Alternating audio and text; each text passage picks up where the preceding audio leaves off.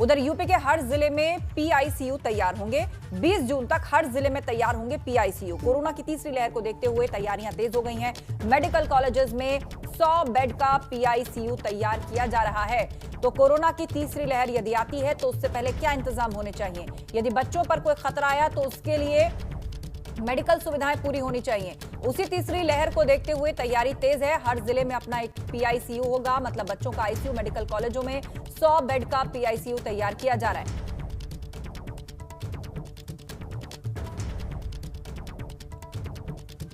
मुख्यमंत्री योगी आदित्यनाथ आज सुबह 10:30 बजे टीम 9 की बैठक करेंगे। आज की बैठक में कोरोना कर्फ्यू को आगे बढ़ाने को लेकर मंथन होगा और उम्मीद ये की जा रही है कि कुछ छूट के साथ प्रदेश में कोरोना कर्फ्यू को 1 हफ्ते के लिए बढ़ाया जा सकता है।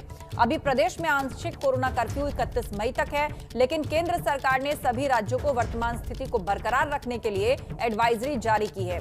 ऐसे में यह संभव है कि अभी 1 हफ्ते के लिए इस कोरोना कर्फ्यू को आगे बढ़ाया जाए। कोरोना वायरस संक्रमण की दूसरी लहर के खिलाफ सरकार के बड़े अभियान का बड़ा असर लगातार दिख रहा है। प्रदेश में पहले जहां 24 घंटे में 30,000 से भी ज्यादा नए संक्रमित मिल रहे थे, अब ये संख्या 2,402 पर सिमट गई है। प्रदेश में पिछले 24 घंटे में 3,58,000 से ज्यादा लोगों का टेस्ट किया गया, जिसमें कोविड संक्रमण के 2,402 नए मामले ही सामने आए। एक दिन में 8,145 लोग ठीक भी हुए और एक्टिव केसेस की संख्या 52,244 है, जो कि कभी 3 लाख के ऊपर हुआ करती थी। प्रदेश में अब कोरोना वायरस संक्रमण का रिकवरी रेट बढ़कर 95.70% हो गया है। यूपी में कोरोना के मामलों में लगातार गिरावट जारी है। यूपी में टेस्टिंग तेजी से बढ़ रही है, केस और तेजी से घट रहे हैं। सीएम योगी की सख्त मॉनिटरिंग, जमीनी दरों और 3T फॉर्मूले का असर साफ दिख रहा है। पिछले 24 घंटों में कोरोना के 2,402 नए मामले सामने आए, जबकि 158 संक्रमितों की जान चली गई है। 3.5 लाख से ज्यादा टेस्ट हुए, इसमें लगभग 1.5 लाख RT-PCR टेस्ट किए गए। अब यूपी में एक्टिव केसेस 52,244 हैं। 16 जिलों में सिंगल डिजिट में इस वक्त केसेस हैं। उत्तर प्रदेश के अंदर 53 जिलों में केसेस डबल डिजिट में हैं। और ज्यादा जानकारी के लिए रुक करेंगे, शैलेश अरोड़ा हमारे साथ लाइव जुड़ रहे हैं। शैलेश, सबसे पहले तो जो आंकड़ा है हमने अपने दर्शकों को दिखाया, वो काफी राहत देने वाला है। रोज केसेस की संख्या जो कभी 3 लाख के पार आया करती थी, अब जो है वो कितनी कम सिमट करके रह गई है। लेकिन साथ ही कोरोना कर्फ्यू को लेकर भी सुगबुगाहट तेज है कि अब तक इस कोरोना कर्फ्यू को भी वजह माना जा रहा था कि चेन ऑफ ट्रांसमिशन टूटी है इसके कारण। क्या इसे और आगे भी बढ़ाया जा सकता है? बिल्कुल आशा, कोरोना कर्फ्यू पर आज फैसला होगा और ये माना जा रहा है कि कुछ रियायतों के साथ, कुछ सहूलियत के साथ कोरोना कर्फ्यू को आगे बढ़ाया जा सकता है 1 हफ्ते के लिए।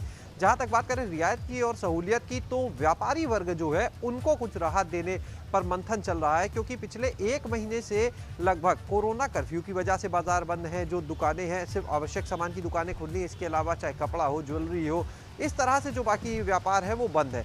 दूसरी चीज़ और अगर हम देखें तो इस कोरोना कर्फ्यू के पहले से ही व्यापारियों ने खुद भी अपने बाज़ारों को बंद कर दिया था, कोरोना का संक्रमण जब एकदम से बढ़ने लगा था।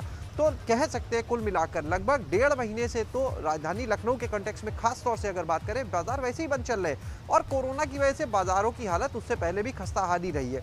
ऐसे में व्यापारी वर्ग को राहत देने के लिए फैसले लिए जा सकते हैं। दूसरी चीज़ जो सूत्रों की माने, इस पर मोहर लग सकती है कि किस जिले में कितनी रियायत होगी, इसका अधिकार संबंधित जिले के डीएम के ऊपर सौंपा जा सकता है। देखिए, कई जिले हैं जहां पर सिंगल डिजिट में केसेस हैं, कई जिले हैं जहां डबल डिजिट में और कई ट्रिपल जिले में।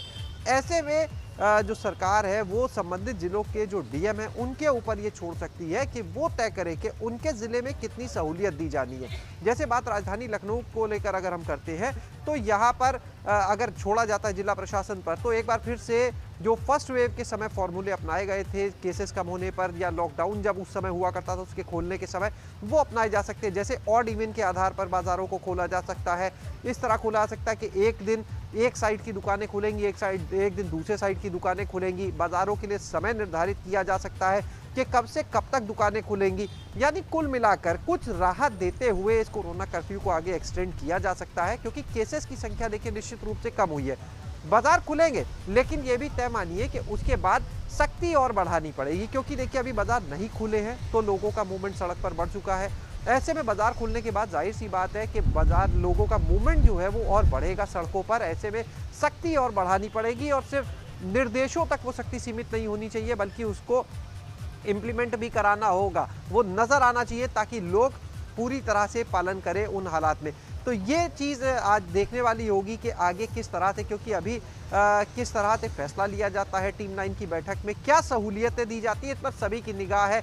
खासतौर से जो बाजार हैं, जो दुकानें हैं, व्यापारी वर्ग निगाह लगाए बैठा हुआ है कि उनको किसी तरह से कुछ राहत मिल जाए, वो भी अपना व्यापार खोले, क्योंकि आगे सालक का भी समय है। तो अगर इस समय उनको राहत मिलती है तो कहीं ना कहीं जिस दौर से वो गुजर रहे हैं उसमें उन्हें एक बड़ी राहत होगी वो बाजार खुलने के बाद। दूसरी चीज अगर हम बात करते हैं तो जो मंडियों का समय है, चाहे वो फल मंडी हो, सब्जी मंडी हो, इन सब के लिए भी एक निर्धारित समय पहले से चल रहा है।